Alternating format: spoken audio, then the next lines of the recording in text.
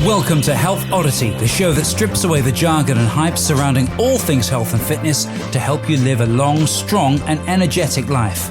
Lining up at the bar this week, here's Peter Lant and James St. Pierre.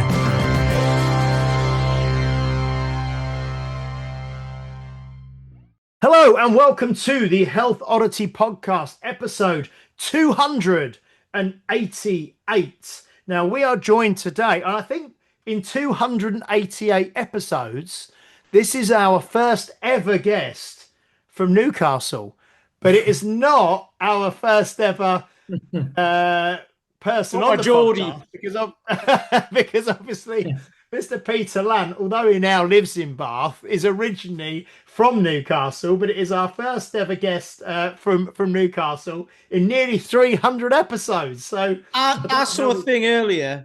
It popped up on my phone. I don't know why, and it just felt like Kismet or something like that. But it was an old Vic and Bob sketch where the Geordie turns up in the Antarctic. They're doing like an expedition across the Antarctic, and Bob Mortimer, dressed as a Geordie, just walks past with a can of lager. Like, oh, hello, how are you doing? My t-shirt, it's fantastic. Okay, So although in this day and age, I should get offended at that. We should, because it's it's stereotypical, isn't it? Okay. Well, for people listening in like America, Canada, anywhere else, a Geordie is I suppose, is it an affectionate term for someone from Newcastle? It is indeed. Yeah. It is indeed. If it's an affectionate term, it's a way of describing someone from Newcastle is a Geordie. For those of you who are not listening in England or the UK. Anyway, so our guest today is Mr. Phil Earley. How are you doing, Phil? I'm good, James. Thanks. And Peter, Geordie, X. Fellow Geordie. Yeah. Yeah. Now we'll get subtitles put up for everyone so they can understand for the Americans. Now I've been following Phil for many years, and I think maybe Pete has as well. So I've been aware of him for many years. We've never actually met in person, but we have Mr. Paul Mcllroy and probably many other people in kind of as mutual connections, I suppose. And we'll talk later about about Phil, and we'll kind of give you his Instagram and all and Facebook and all the rest of it that you can follow. But Phil, I mean, he's 60 this year, and what I can say is he is in absolutely incredible condition, and is a lifelong natural kind of bodybuilder, natural lifter. But we're going to kind of find out from Phil himself about his background and his training and his nutrition and his lifestyle and all the rest of it, and his coaching as well. So Phil, welcome to the Health Oddity podcast. I mean, I suppose first of all, can you maybe just introduce yourself in terms of your background in training and in sport and in health and in everything? Like you say, you're 59 currently as we speak, but you're 60 later this year. Yeah, kind of how did you get involved in training? Have you been training all your life? Just kind of fill us in if you can. Yeah, well, I've always been in sports whole life, from probably when I came out of my mum, to be honest. So initially it was football, and if you're from Newcastle, we live, breathe. I was at Newcastle Boys when I was a youngster. Used to run cross country, athletics, things like that. Got into weights probably at the age of 16. At that time, it was really to help with the football, to be honest, because I was trying to get picked up by a club, and I wasn't big. I just, I needed to put some size on. That's where I started with it. Got an old multi-gym in my grand's garage. But, I mean, if you're not 60, you're not going to know, but the likes of Larry Scott and Black and White, Joe Wader had the old poster. I can still remember doing the first workout with one of my mates and wondered why we were so knackered, and realised that it was meant to be a 4-day program. We did it all in like about 5 hours or something.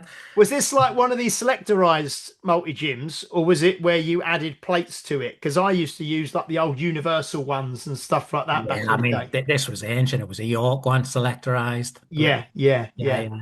And then kind of progressed from there, started learning a little bit. I actually did my first, oh God, my first PT qualification in the 80s, but I didn't do anything with it Mm. because I was doing another job. So I was still big into football at that time. Um, the weight side of it, as I say, was to put some size on just to assist with other things. I was doing a little bit of martial arts at the time as well. Mm. So from there, it kind of got me into kettlebells, which I know we've all got a shared passion on. I'd followed Pavel. Oh, I can't even remember how far back he used to be. He used to write in a magazine called Muscle Media. You probably know. Mm. I've still got some of them. Yeah. Get them on the Antiques Roadshow, probably. Along with myself.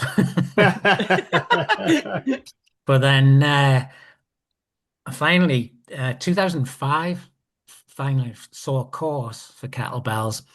I was gonna do it, but then veered away from it and started getting into what Steve Cotter was doing. I Mm. was a big fan of Steve Cotter. So my initial first kettlebell qualification was with the IUKL, which was we did up in Scotland. That was 2007. Then I went to see Steve Cotter. It was his first one in Great Britain. That was 2008. Um, Yeah, we had Steve on. We were fortunate enough to have Steve on the podcast. Yeah. Couple of years back, probably, Pete, wasn't It it? Do you was think? probably about 4 now. Everything feels like it was about a year ago, but it was a while. It was been a good while ago. Yeah. Yeah, well, as yeah, you know, he sadly passed on, Yeah. yeah, and yeah. Ken Blackburn was there running it, so he's still do it. He's still flying the Mm. torch very well, Mm. along with his son. Mm. Um, but yeah, I mean, I have to say that Steve Carter is the fittest man I have ever trained with live. I mean, the man was just incredible, and seeing somebody like Ken Blackburn, who big fella and about 6'2" doing the splits is just mind blowing. Yeah. One of the things I'm really pleased about is that I did send Steve a message a couple of years ago to let him know how much he'd affected my training, my life, my lifestyle. Because as you know, they say sometimes we don't say it before they go. So I was pleased Yeah. that I Mm. did. Yeah. Yeah, he's someone as well who I think he was in his was he in his early 50s maybe when He he was around. 54 or something, I think. Yeah, I think when he Yeah. when he passed through, he's someone who was in incredible kind of condition. In all he did BJJ, wasn't he? Brazilian jiu-jitsu as well, and just obviously all the kettlebell stuff that he did, and he was just he was a pioneer, wasn't he? And a role model to million, well, probably millions around the world, I'd imagine. Yeah. Yeah. Well, I actually went out to do the RKC in Minneapolis in June 2009. Hmm. So that was my level one. Pavel was running that. So got to meet him in person, which was great. I mean, I can still remember he literally, people will never believe you unless you meet Pavel. I mean, the man's incredible. But like Paul McElroy, he just gives you Yeah. strength that you don't know you have. Except you can understand Pavel. Yeah, Well, I can understand Paul as well. we both met Pavel when was it? About 2017, was it? When he did the Oh, the strong strong endurance, wasn't it? endurance. Yeah, it was Round around round about then. 2017 maybe. Yeah, we managed to meet Pavel when he came over, yeah. And we were both in Belfast. Was it last year, early last year I with can't Paul? remember. I think Or was so. it the Yeah, year before? 2 years yeah, ago, I we were think it was. both over there with Paul for the weekend as well. Yeah, so no, both incredible. Yeah, definitely. Well, one thing that sticks to my mind is he literally came over when we were doing some military press practice, and he took me from a 24 kilo kettlebell to a 32 kilo kettlebell press in like minutes. I couldn't believe it. Okay. What did he cue, or what did he tweak, or how did he explain it that gave you that extra? 2009, I'm pushing 60. You're asking a lot for me to remember. But I would imagine it would have been all about the grip using the opposite hand to create the opposite tension, the lat Yeah, packing, all the stuff. yeah, yeah, Um, yeah. but at Brilliant. that time, it was all brand new to me. Yeah. It's funny that because like with stuff like that when you have people who don't know and they just like lift stuff and the like technique and all that sort of stuff, but you just say like squeeze this, do that. And it makes such a big difference. You can see it on the face. They're like, "Is that not cheating?" And it's like, no. It's actually just using your body the way it was, like in the way that it should be used, probably. Yeah. And you just see them go like, "Oh, I've been doing it wrong for ages." It's like, you haven't been doing it wrong. It's just you can always do it better, can't you? So Yeah. yeah. Yeah. Well, I always remember back then watching the guys doing the Beast Challenge, and there was a guy called Lance Dillon, black fella, built, proper built, and it was amazing to watch. And I always wanted to do that. I always wanted to do the Beast Challenge, but I never quite got to it. Mm. And so this is back at, so this is, did you say 2009 was your Yeah, RKC that one? was Yeah. that was June 2009. My goal then in kettlebells was to become the first level 2 RKC in the north of the UK. Mm. Rannick Donald did it way ahead of me, the level 1, and Rannick I hold way higher than myself, but he hadn't done the level 2, so I thought I quite like to set myself that goal. But I was just doing some press and pull up practice. You'll know the drills, simple and sinister kind of Yeah. stuff, and tricep insertion went. Just didn't no pain, nothing, but literally there was just no pull. So that knocked me back 2 years. Mm. Um, Ended up doing, I say 2 years, it was three. I did my level 2 in Vincenza in Italy in 2012, Mm. and glad to say I was the first one in the north of the UK. So Because was that with Fabio zoning then? Fabio was there. It was Peter Lakatosh, Yeah. Gosh, yeah. Andre DeCane, Yeah. Yeah. yeah, and Oh yeah, Fabio. so that was still the RKC level 2, wasn't it? Before the split. It Yeah. was, Yeah. yeah, Yeah. yeah. I mean, Fabio absolutely loved the fella. I took him Mm. in one of my. I ran Newcastle Kettlebell Club, which was pretty big back then, and I've got a really cool picture of him somewhere, and he's just pressing the kettlebell and pressing the person at the same time. Yeah, Fabio's a friend of the show. We've had Fabio on probably about 3 times, I think, maybe Something like that. three or Yeah. four I mean, we've times. met. He's been pretty much. I haven't done anything with Strong First for ages, but um, he was at pretty much every certification I was at, bar one, I Mm. think. Well, Um, Fabio, but sorry to interrupt there. Fabio, we had a practice the day before, and I can remember I was easily the oldest there, I think, and probably the lightest, I think. And they were doing some pull-up practice, and they were using a 24. And some people got it, some people were failing. You know, you had to hook it on your barefoot. That was Mm. the way Pavel wanted it. And I'll always remember Fabio, like when I went up, he went, whoa, whoa, whoa, whoa, that's a 24. And I said, no, no, that's fine. And I nearly went through the roof with it. So I think I impressed Fabio on that one. Yeah, amazing. So how you mentioned there your we'll touch on this. I know we'll get into the kind of the bodybuilding stuff in a minute, but kind of you mentioned you were, one of the probably the oldest and one of the lightest. I mean, it might have been different then, but what's your body kind of weight nowadays, Phil? In all honesty, and it does make people sick. I've maintained it pretty much within 2 kilos for as long as I can remember, between say 72 and 74 kilos. Mm, I did go up to as high as nearly 80 last year in an off season for the bodybuilding, but I've changed my approach this year. It didn't mm, suit me. But yeah, obviously we'll talk about that. so yeah. that's good because I'm between 72 and 74, and I look Mhm. exactly like you. So you go. Not quite, but anyway. And how tall are you, Phil? Just for 5'10". 5'10". Okay, yeah. So this is the thing, isn't it? Because I've showed a few people your photos and stuff, saying, right, we've got this guy on the podcast coming on, and he's like 60 this year, and he's trying, aiming for like the Natural Olympia, and you see the photograph of you, and this is the thing where bodybuilding is not it's an aesthetic sport. Obviously, it's not any other way. It's what you look like, and and obviously symmetry and balance and muscularity and definitely, conditioning and everything else. But I think most people, if they saw the picture of you, or a picture of you, would think that you were a lot heavier than you are, Absolutely. because Yeah. the degree of definition and the degree of kind of musculature that you've got.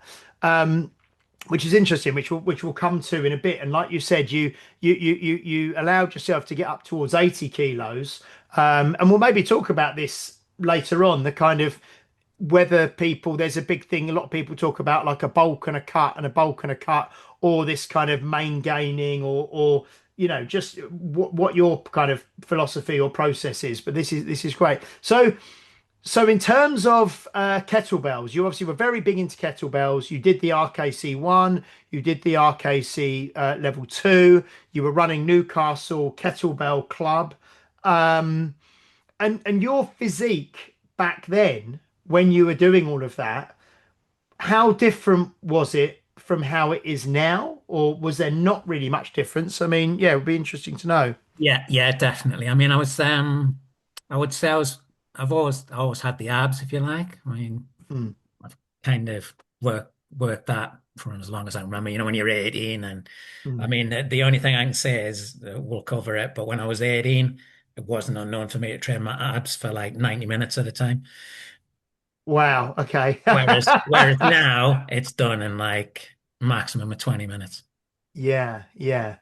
So this is interesting then. So for the last four, because well, I always remember when one of the times you had Paul McElroy on, and we were talking about Fabio, and he said, and I won't attempt to do a Northern Irish accent, but he sort of said, well, Fabio's been ripped since the 80s, Yeah.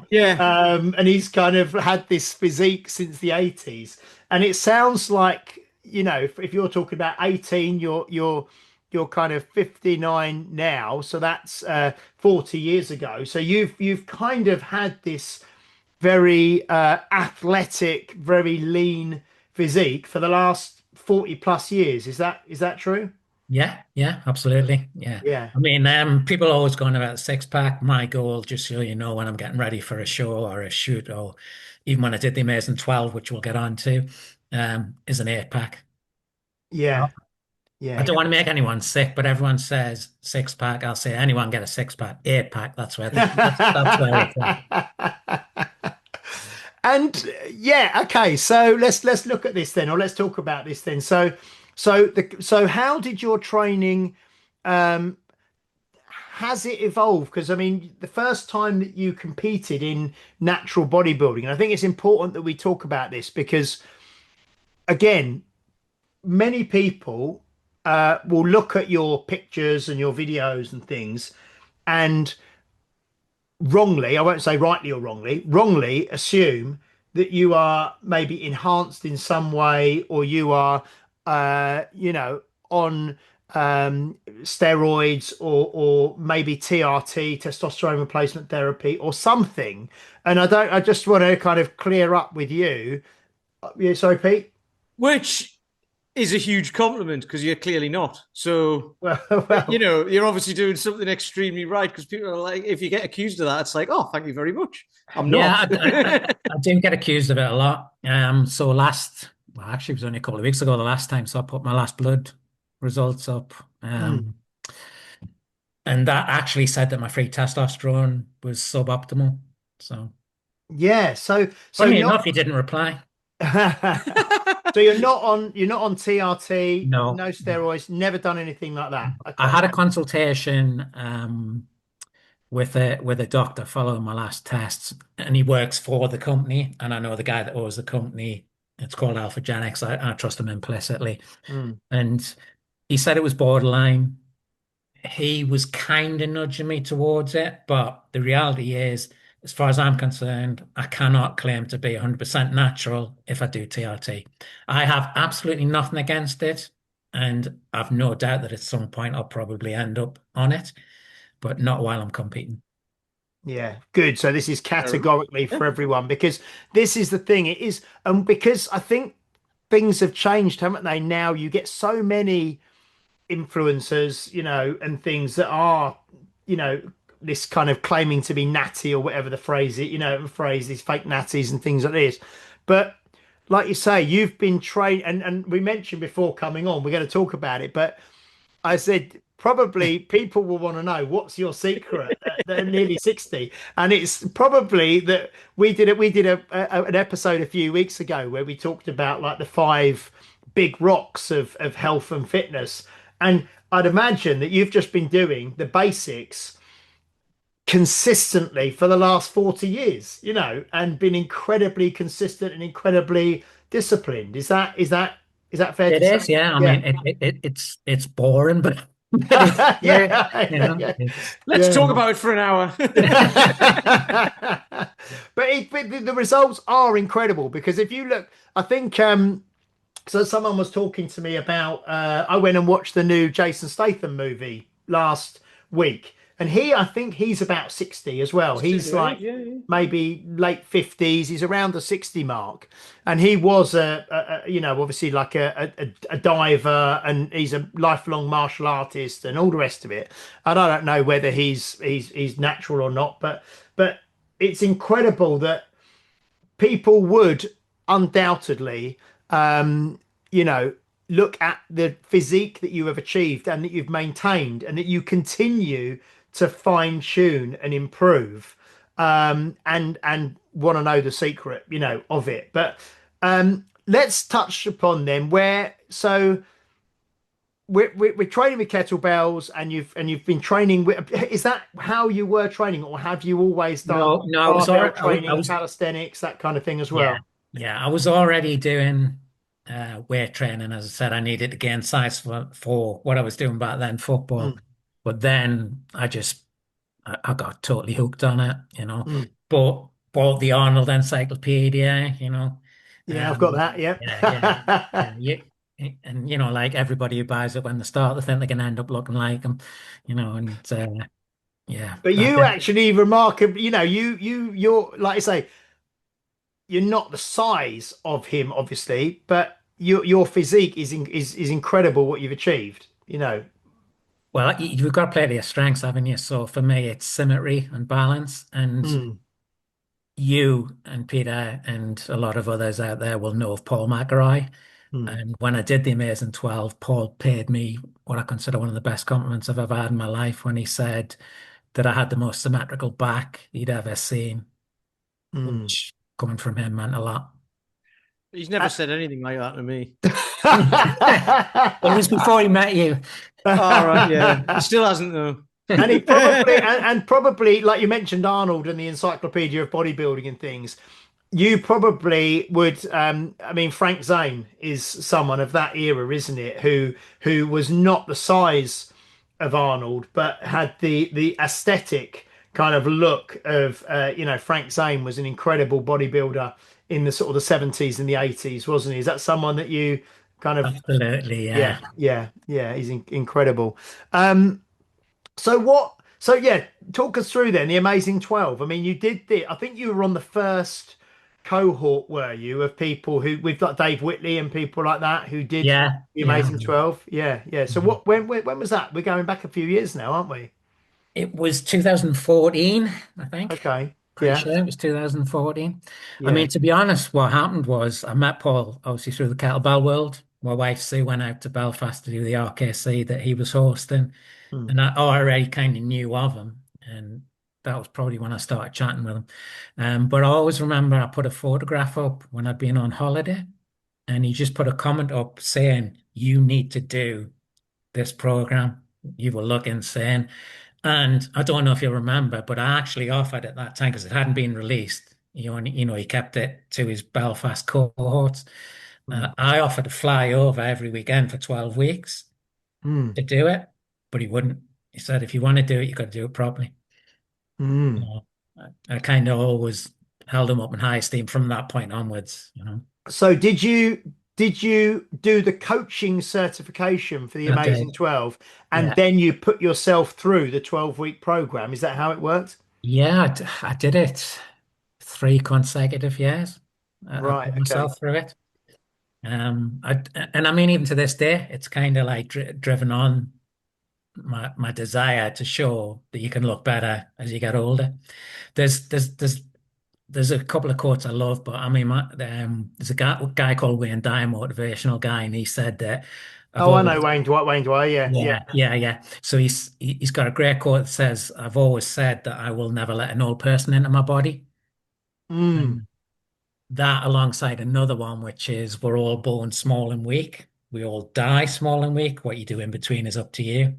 They're kind of two of my go-to quotes, and that pretty much how what my beliefs are. mm.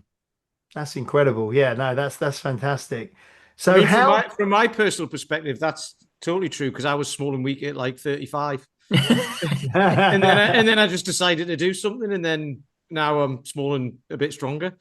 So true though, it's the way it goes, isn't it? Yeah, yeah.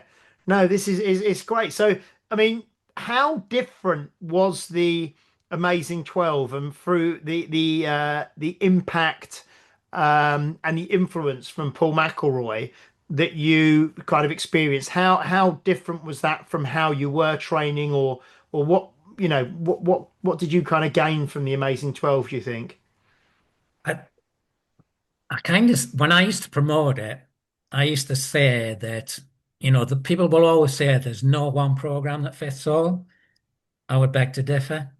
If you Mm, if you try the 12, and I kind of showed it because I did it with people from the age of 16 to 61, I think the oldest guy was that did it. mm, And I believe that Damien, when he interviewed me, said that it was the fact that I wanted to show people over 40 that could do this that mm, kind of intrigued them. mm. And is that something that you how well let's touch on this. It kind of runs parallel, I know, to your training and to your competing and everything, but you've been a kind of a fitness professional yourself for how long? 25 years? 25 years. So how did you get into that? Did you were you full time sort of training and stuff for 25 years, or did you have another job and you did this on the side, or how did it work for you? Because I know all the people we talk to, it's always slightly different. Well, the first few years I was kind of part-time around another job, completely different, boring career. Um, and then kind of when 9/11 happened, Hmm. I, I I I took a big financial hit to do it, but I just thought life's short. I'm going to go and do what I love doing. Mm, That was the kind of pivotal moment where I went full at it. yeah. And what was your previous job that you had? I was a senior motor claims insurance negotiator. Okay, okay, okay. Sorry, So I've just switched off there. Yeah, well, there is analogies because if you train too hard, you crash and burn. So there you go. This is true. Yeah. excellent. Now I've got So, similar. I used to work at Northern Electric in Carly Labs in town. That was terribly exciting. and you never look back when you decided you thought life's too short. I'm going to do what I love, and you've been at it ever since. Yeah. Yeah, so initially I trained I was a coach at David Lloyd's and pretty much fast tracked through that. Um, Paid for the NAS and performance enhancement specialist and sports fitness specialist myself. And I know it sounds like a load of rubbish, but I literally remember you kind of got an interview in front of all the management and stuff. And I actually said to them then that there'll be 24/7 gyms. And I remember they laughed at me. So Mm. there you go. And I also did say that I'll be gone in 3 years. And I Mm. was. And that's when I set up my own business and went from there. Mm. And initially, when you set up your own business, were you training people at other gyms and things, or did you have your own facility, or were you No, so training basically people? I built a conservatory Yeah, and kitted it out as a studio. And alongside that, I would go to people's homes as well. Mm. Is that where you currently train as well in your conservatory most of the time? The Right. videos we see. Well, those videos you see that's home, yeah. And Yeah, then with the bodybuilding stuff, I go to David Lloyd's where I used to work, funny enough. yeah. And started going back there about 16 months ago. Okay. Is that just so you've got a bigger range of equipment and Absolutely, weights and yeah. things? Yeah, yeah. As you know, there's only so many dumbbells you can buy and being house. Well, I see you. I see you doing I was showing someone the other day your ab exercise on your kind of pull-up sort of rig that you've got there, where you kind of come up into like a front lever kind of tuck, and then you're going into like an L sit, and then you're doing all of this body weight training. So what would you say percentage, I mean, do you still train with kettlebells now, or because your focus is bodybuilding, it's more kind of body weight and I don't know if it's machines and dumbbells and barbells and things like that and cables and things? Yeah, it's more free weights and machines with the kind of body weight stuff that I like doing. Mm, I mean, I still do the odd kettlebell session, but not as fanatical as I was mm. a few years back. Because I saw you as well doing the other day, because Paul gets me. Okay, I'm not doing them at the moment because I've got a bit of a wrist problem. But Paul had me doing the Superman tricep extensions, and I saw you the other day doing them like as low as you possibly could, and then you were going straight, I think, into diamond press ups or something like that. And Yeah, yeah. yeah. So that's just incredible. Well, believe Those. it or not, I'd never even done that exercise. Paul showed me that exercise, and on the course, um, I was doing one arm ones, and He told me that you yeah. did one arm like right down low as well, didn't you? It wasn't as low as he went, but yeah, Like, yeah, he put me right on the spot. He got the camera on and made me do it in front of all the coaches from around the world. yeah, he did tell me. Luckily, I didn't fall flat on my face. So you've obviously got this, you've been training consistently, like we say, for 40 years. And in 2023, you decided, well, what made you decide? Because you went into your first kind of bodybuilding competition. So you'd always trained and had achieved great things. But what made you want to compete? What was the kind of the decision behind that? Well, I'd been coaching quite a lot of women for bikini stuff, and one to the level of IFBB Pro, where we're trying to get her to the proper Olympia. Mm. So just kind of researching it a little bit more that way. And again, I know it's going to sound like an advert for Paul Mcllroy now, isn't it? But Yeah. he actually said to me once on a video, he said, no, it was a picture. He says, "Do you look like that now?" And I sent him a video, and he said, "Look, there's a competition next week. I think it was Bristol off the top of my head." And he said, "If you go, you'll place." Unfortunately, I couldn't go, but it was probably the combination of those two things that pushed me. Because believe me, and nobody believes me when I say it, I'm absolutely terrified when I step on stage. Yeah. Scares the bejeebers out of me, but that's part of it, isn't it? Facing your Because face. you are quite, I've never spoke to you before, but you're quite a kind of, you come across quite reserved, quite a softly Mhm. spoken guy. You're not one of these out there kind of, Um, exhibitionists. You don't come no. across like that. So, I mean, to step on stage in front of, hundreds of people, maybe thousands of people, and just be in a pair of shorts, because for people who don't really follow, and I don't follow bodybuilding, I used to, like they say, I used to, like probably everybody used to read like Muscle and Fitness magazine and Flex magazine and watch Pumping Iron and all this sort of stuff.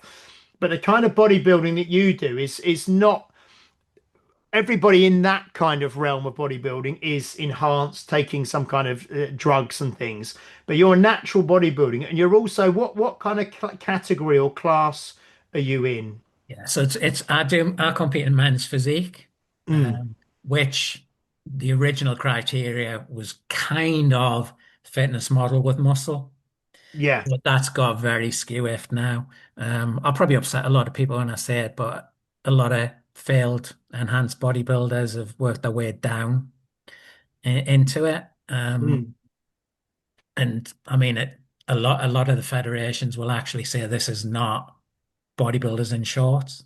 mm, But sadly, it is going that way, which is harder for people like myself mm, when you're fighting the age and you're natural. So I've done 16 shows, and only three of them were natural. mm. So I've actually, I mean, one of the British titles I won last year, over 50. I was 10 and 9 years older than the other two regional finalists, and they were both on gear, both admitted to it, Yeah. and I won. Ah! I love it. So yeah, this is really because I'm just going to have a look. So yeah, so it's the NP. Well, you've done the NPC, and so what's that? Is that a natural physique? NPA is the Natural Physique Association. Yeah, Um, I did a natural tested show with UCUP, which is Ultimate Physiques. I did yeah. their first natural and won that. I Mm, also won, that was their British title that I won, which was against the enhanced guys. I won the British Physique Alliance over 50s men's physique in 24. mm, Again, not all of the guys, but a couple of the guys were enhanced. Um, mm, and the other, what was the other British title I won? Yeah, it was the Natural Physique Association. Yeah. mm. So with that one, sadly, there was nobody else turned up. The other regional guy. I know this sounds a bit egotistical, but as you said, it's not my way. Mm, I don't publicize which shows I'm going to do because mm, I want them there. mm. Yeah, I yeah, wasn't, I want the competition, but there wasn't any. So I actually was kind of given that, although I pretty much felt that was my best shape of the year. So I don't think it would have yeah. mattered. You would have. Yeah, yeah, yeah. But I actually then went in the open against two guys, and I've got some wicked pictures of that, and held my own with them. And the funny thing was, my wife said, "You realize their combined age is yours." Okay. One was 29, one was 30. They were both natural, and they both Yeah, had pro cards. yeah, And a couple of bodybuilder friends I know said that if I put a bag on me head, I would have won. yeah. So there's a few things here because like when you say like you're totally natural and there's people who aren't who come in maybe he's 10 years younger than you or whatever, but you've been doing this for like 40 years. Like you haven't been competing for 40 years, but you've been No, looking after it. Like when the people come in, have they been doing the same or have they got into it a bit later or whatever? Because and I I mean think, like because you seem to just be a natural at it, right? yeah. Naturally gifted, but you're not, yeah, you just so happen to be naturally gifted after 40 years of hard work, of consistent work. It's funny that, isn't it? You know, Yeah. I mean, genetics and everything obviously play a part, but the consistency and the commitment to it, and then the competing is huge. So like, it's not taking anything away. It's just trying to kind of I don't know. This is the way I think about it. Like if they've got into it in the 30s or 40s even, and then they're competing at 50 and they've been doing 10 years, it just shows how consistency and commitment to stuff over a very very long period of time is kind of superior, I would say. I think there's a mixture. There was some guys who've kind of been at it all their lives, but there were definitely other guys who I mean, 15, 20 years is still a Yeah, kind of bit, isn't it? But that's half of what I've done myself in terms of yeah. training. So, Mm, mm. No, it's just yeah, it's just a thought. but So, I have actually seen the difference that enhancement makes. I mean, I'm not going to name the guy, and he's done phenomenally well. But I was on stage with him my first year of competing in the British finals, and I mean, I was 17 years older, sorry, than everyone else. And I mean, if you saw the guy then to 2 years on, I mean, it's absolutely crazy. well, the amount of progress he's made in Yeah, 2 years yeah, since yeah. he's been taking, in enhancements and stuff. Yeah, it's this is also really interesting because we don't really talk about it a lot on the podcast, but I think people now with social media, with Instagram, with Facebook, with all these influencers and whatnot, there's not actually that many lay people around who would just look at people's physiques, male or female, and understand or realize the the widespread use of steroids and enhancements and TRT and all the rest of it. Most people, I think, and this is kind of I want to make a point about the way people look at people and judge themselves or compare themselves to others. And they look at these cases, maybe 25-year-olds, and the amount of development they've got. And then, whereas some people have been training naturally, fairly consistently for 10, 15 years and are not anywhere near the level that these kind of people are, because they don't really understand the amount of drugs and now peptides and TRT and all the rest of the things that people take nowadays. And it can really kind of create an unhealthy body image for many people, I think. Whereas yourself, you've been doing this naturally for 40 years and, you look absolutely incredible, obviously. But I mean, do you, it's not like people are cheating, because in a lot of these competitions they're allowed to do it, but I mean there is a kind of a bit of a blurred line, isn't it, where people can maybe compete as a natural, but they've not been natural all their life. They've been maybe Yeah. weren't natural and now they maybe are for a couple of years or something. I mean, you must see a lot of it in what you do now. Yeah. I mean, that being said, the level of natural physiques is getting better and better year on year. I mean, Mm, some of the guys, it is hard to believe they're not enhanced. mm, Absolutely incredible. But as you say, genetics has got a lot to play in that. But it's kind of it's the answer that you will always get is steroids aren't magic. You still got to put the work in, and mm, I totally agree with that. And I've got a mm, lot of respect for those guys. I mean, like you, Arnold's one of my big heroes. mm. Um, Yeah. I, I always remember one of the girls on the Amazing 12 was devastated when I told her that he wasn't natural. Well, it's like this. I know this is a bit touchy, or so it's slightly different now, but this enhanced games that's coming up in America, and they've got Hafthor Bjornsson and Mitch Hooper doing this deadlift, trying to break the deadlift world record again, and they've joined the enhanced games. And the number of, again, lay people, not people involved in this kind of world, if you like, who think, oh, well, they're going to be taking steroids now, so they're going to be lifting those. You think, what, you think they weren't before? You know what I mean? It's like mad. It's mad, isn't it? It's like someone said, like, well, the world's strongest man is the enhanced games every time it's on, but Yeah. I know they're going to be maybe more supervised and have medical supervision a lot more, and all the rest of it. But yeah, like I say, the average person just has no idea what really goes on for people to be able to deadlift 500 kilos, or anything like that. The incredible thing for me, and again, whenever, because as you say, I'm quite reticent that way. I would love to do a post about natural and why I think you should stay natural, and I Mm, probably will when I stop competing. yeah, But yeah, you understand what I'm saying? yeah. But the health risks, especially over 50, I mean over 40, let's be honest, but over 50 is Mm, nuts. mm, I tried to defend the title last year. I'll not say which one because I don't want to name names or anything. And the guy who supposedly beat me was massively enhanced. I mean, veins everywhere, not a healthy look. So it went against all the criteria. mm, But that's by the by. 4 weeks later, he had an attack, and he's now going to be an epileptic for the rest of his life. Now, to me, at our level, you're doing it because it's a passion. You're getting a nice trophy. What people don't understand is we pay. I spent thousands to travel, to compete. You don't get money. I mean, there's two prizes for overall winners, but they're not huge amounts anyway.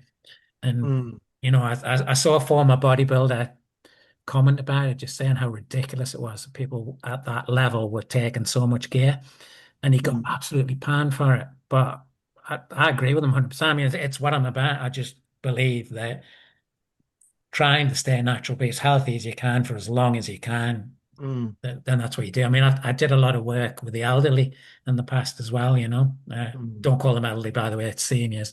And I'm fast Yeah. approaching. Yeah, yeah. I remember when we've had Terry Hollands on the podcast before, and when he came to my gym and did a workshop, and he said the number of people that he's trained who, and you see, in terms of even strongman shows, local strongman show, where you're just there, novice level, have a bit of fun, in a car park or out somewhere. You've got people taking loads of, he said he's seen people taking like the amount of drugs and things for like a local strongman show that he would have been taking, more than he would have took when he was competing at the world's strongest man, and it's just that the risks that people take, like you say, for a hobby, at the end of the day, you know. And I know that this is why I wanted to speak to you on the podcast as well, because you've got the physique that you've got, but it's a very and certainly even speaking to you now, it's a health first model, isn't it? That you a health Absolutely, yeah. first approach that you have. You know, it's not, and we speak about this, you know, health before performance, unless you are, you know, paying your more, even if you're paying your mortgage and you're making millions of pounds, you know, to put your health in jeopardy for performance, you know, it's not how we believe on this podcast, and it's certainly not you. I think Pete wants to Well, say no, but something. this is one of the things though. When you look at like, not even like World's Strongest Man or bodybuilding or anything like that. You look at Olympics, anything. People put their health on the line to be the best. You don't get to be an elite sports person without putting your health on the line, because it's extreme, isn't it? You know, and there's a price to pay afterwards, isn't there? And people compare themselves to that. Oh, you know, you get the film stars or whatever who are all well, are we allowed to say? I don't know. Do we get the thing? But you know what I mean? There's bound to be Wolverine. But I always use the Hugh Jackman thing. You look at Wolverine in 2000 or whenever that first X-Man film came out, and he looked like me. He looked like I do now, and that was ripped, right? Or Sam Beckett on Quantum Leap. But then you look at him in whichever Wolverine it was, and he's like massive and ripped, and 20 years older or whatever. And it's like, I forgot what I was saying now, but it's like the price to pay for that and the comparison to that your average person will just compare themselves to that. And it's like, no. That's up here. And he gets paid millions for that, and they get to win the world's strongest man, and they get to compete in the Olympics and all that. But by the time they're all 35, they'll be paying the price, you know. Yeah. Yeah, So I mean, they'll always deny it, but probably like yourself, I'm lucky to work with a lot of top consultants, including the top heart surgeon at our main hospital here, and they'll all tell you it doesn't matter what they claim, it narrows your ventricles. It's going to happen. So, Phil, in terms of so let's touch on, because I want to talk about sort of nutrition and lifestyle and things with you as well. But your goal now, so we've got obviously again the Mr. Olympia. If people don't realise, they're all taking huge amounts of steroids. You know, you see these Samson Duda and you know all these guys. You heard it here first. Yeah, so that's not controversial. That's not. But for some people, they look and they think, can you get like that without drugs? The answer is no. But you've now got this goal to qualify for the Natural Olympia. Yeah. And is that held concurrently with the Mr. Olympia? Is that something that they run at the same time? No, it's a separate event. Yeah. Separate event. It's in Las Vegas in November. But prior to that, I'm doing the INBA, PBNA, so that's the amateur and pro level. As far as I'm concerned, it's as high as you can go. World Championships in Budapest in June, and hopefully that will then see me get an invitation to the Natural Olympia. And do you have to kind of place in the top, I don't know, 3, top 5 or something to get an invite? Or I think in the age bracket that I'll be doing at the Olympia, they have almost said to me, if I do this, because it's the World Championships, the inference is that I'll be good to go. But I don't want to say it until I've been and they've confirmed it. Because I'm actually it looks like I'm going to have to go against the over 35s. Oh, they don't have like an over 50s or well, anything? They're supposed to, because the Olympia that I'm qualifying for, there's an age 50 to 59, and there's also an age 60 to 69. So for the first time in 17 competitions, I would actually be one of the youngest, because instead of I've been the oldest in every single competition I've done. So you said it was in November, right? And your birthday's in September, you said. That's so right, yeah. You'll tip just... Oh, that's handy, isn't it? Yeah. Strategic. So do you think so are you saying you'd have to go into an over 35s at the World Championships, not at the Olympia? Yeah. That's as it stands. I mean, I've got my fingers crossed that another old bloke will turn up. Yeah. Oh wow, that would be incredible to go out to Vegas and be at the Natural Olympia, wouldn't it? That would be that. So that is the goal for the end of this year for November, yeah. Yeah, well, it was pretty much for tying in with turning 60. I kind of need to give myself a goal every year, you know. Yeah. I mean, the Okay. main goal since I did the Amazing 12 is just to try and look better each year, you know, and potentially be Yeah. stronger in certain things. Yeah. Yeah. And now, so we said you said this very boring, and people who know bodybuilding or know any kind of training. This is the thing, any kind of elite training for anything.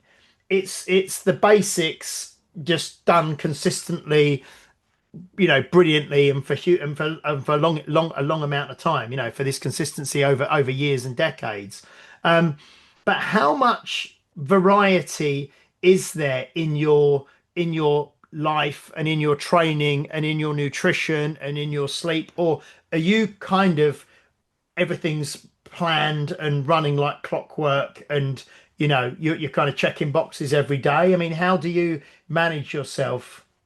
Since I started competing, then I track everything. Prior to that, I'd never tracked anything. So the Amazing 12 photos, it was just, the kind of eye hand method. But I mean, that was the beauty of it. Paul put together something that anybody could do, you know. Mm, Um, so I mean, in terms of nutrition, and again, I mean, if you look at Paul on the Amazing 12, he was a big promoter of eating small and often, you know, mm, and that's pretty much what I do. Ideally, I'll hit 6 feeds a day, you know.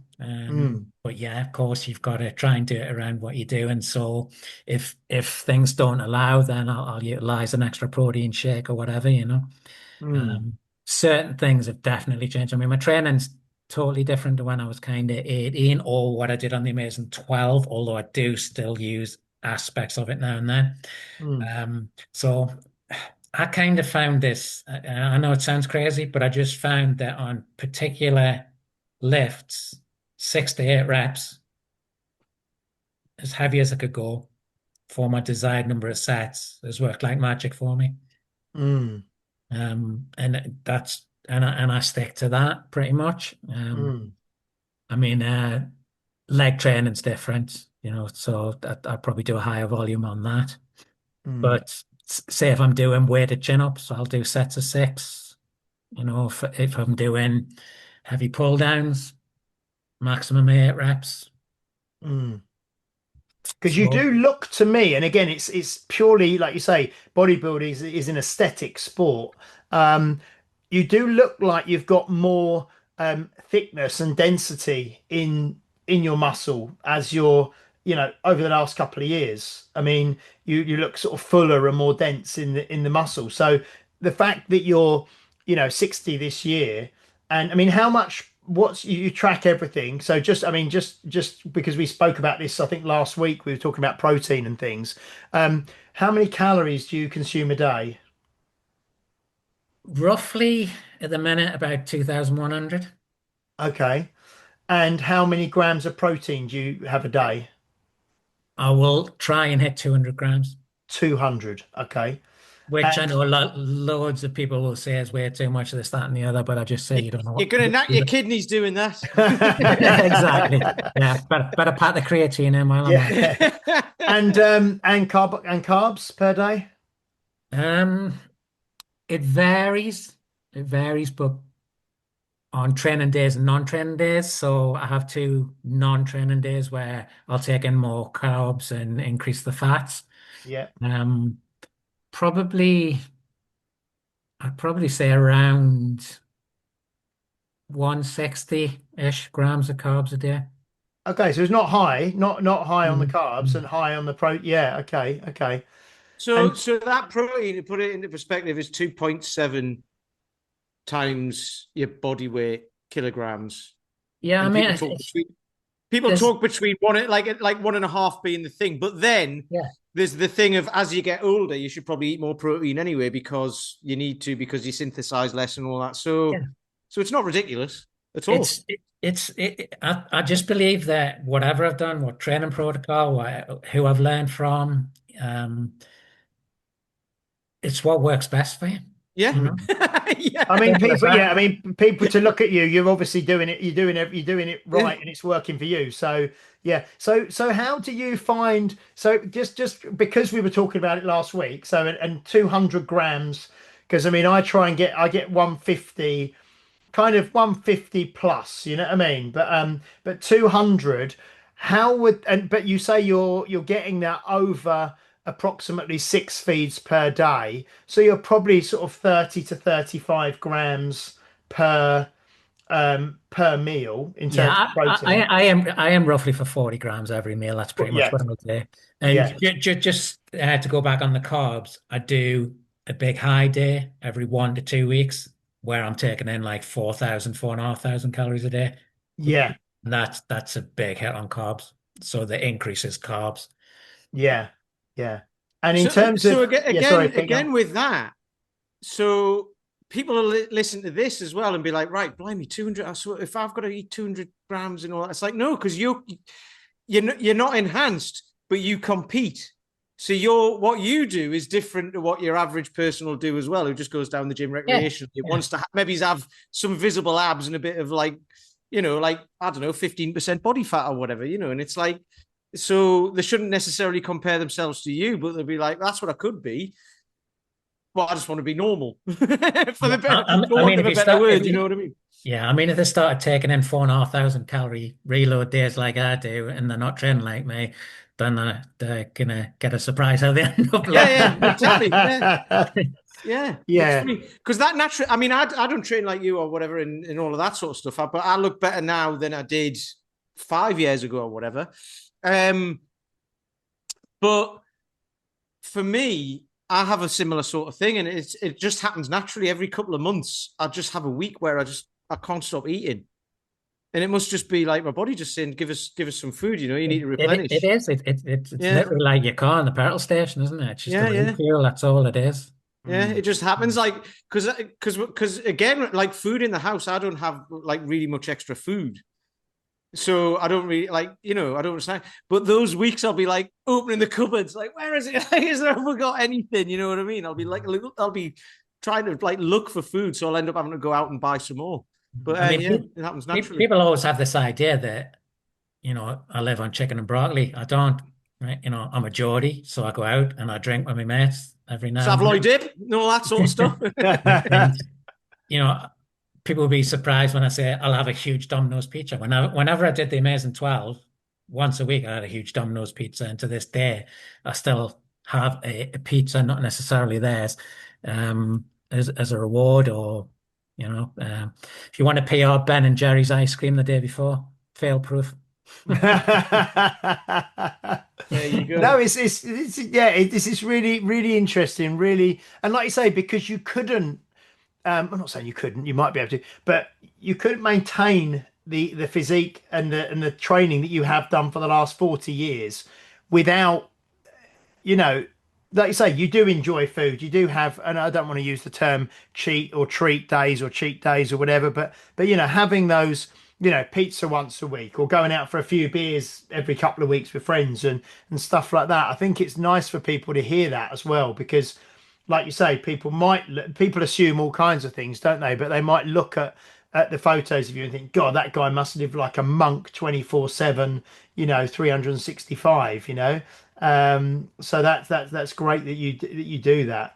No, this is really, really interesting. And what do you see if you go to the Natural Olympia in November and you compete at 60 years of age? You said it's important for you to have a goal every year. Have you thought about next year yet, or do you just look at one year? You just think, let's do this. I kind of, in my mind, this would be my last year of competing, going out at that level.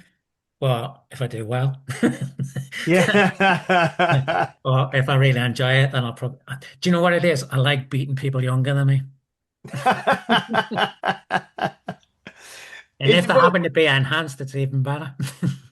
is there, how old does it go, the Natural Olympia? Is there a 70 to 79 No, category? I think, as far as I know, 60, 69.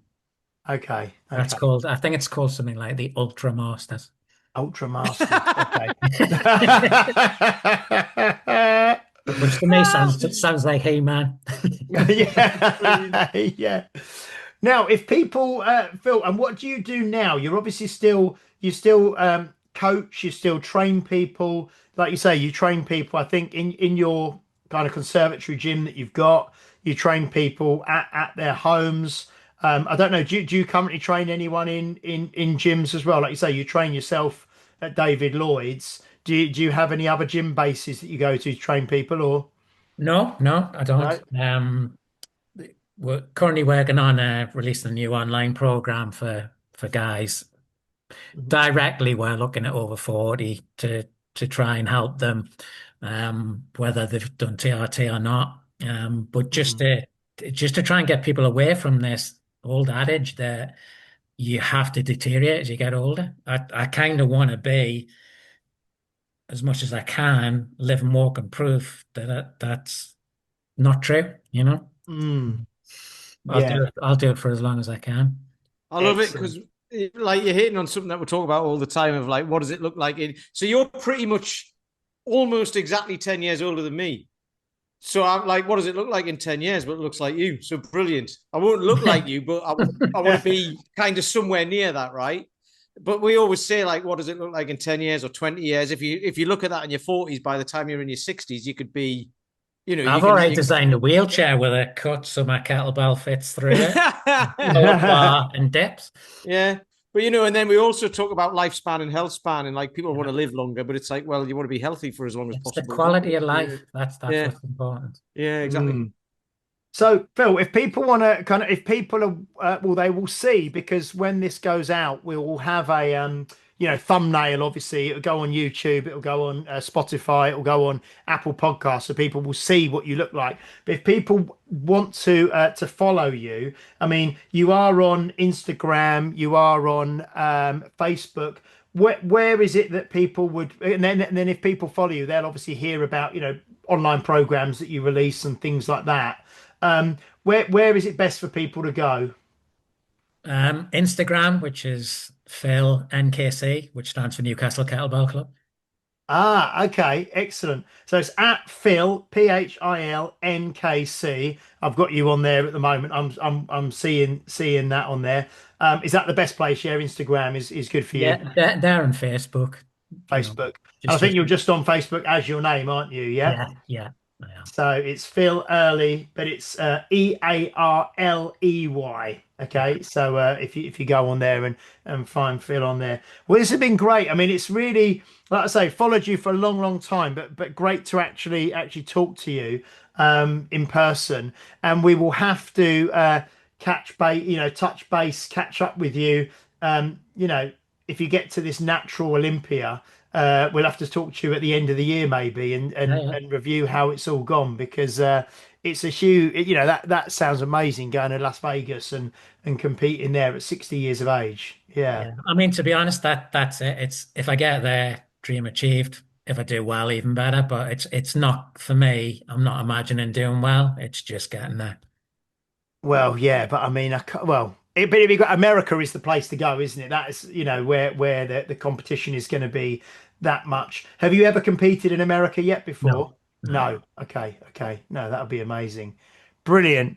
Well, thank you so much, Phil. And again, people are going to be amazed. This is the first time you've done a podcast, isn't it? It is, yeah. It's incredible. I reach out to, I'd see, and then it's lovely because you're just so natural, just obviously sharing your story. Yeah, it's incredible. So yeah, well, yeah, brilliant talking to you. And yeah, I can't wait to see how you get on towards the rest of this year and hopefully in November. Brilliant. Thanks, James. Yeah, thank you everybody for watching and listening. Please do give Phil a follow. Instagram at Phil NKC, and you will be amazed. I mean, some of the training that you see is it literally.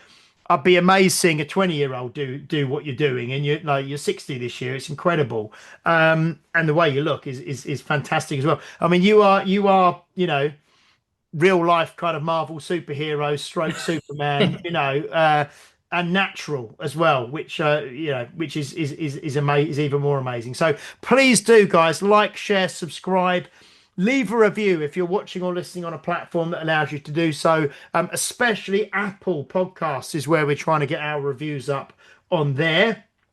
We will be back next week with Eric Stoller from the US, I think. Is he USA based, Pete? I think so. Okay, USA based. And then I think assuming by what time we're recording, I would say so, yes. Okay. And then the week after, we've got Professor Jonathan Sakia with us, who is a retired surgeon. Who is we've got him on with us, who's a great guy as well. So we've got a couple of great guests coming up. This has been brilliant. Thank you so much, Phil. Thanks, James. Thanks, Pete. Thank you, Mr. Peter Land. Thank you. And I can't believe episode 288 and our first Geordie guest. And it's almost my age. Brilliant. We will see you next week. Bye-bye. You've been listening to Health Odyssey with Peter Lant and James St. Pierre. To get your regular fix of hype-free health, you can subscribe and leave a review wherever you get your favorite podcasts. You can find out more on today's and other topics at healthodyssey.com or find us on Facebook or Instagram by searching for Health Odyssey.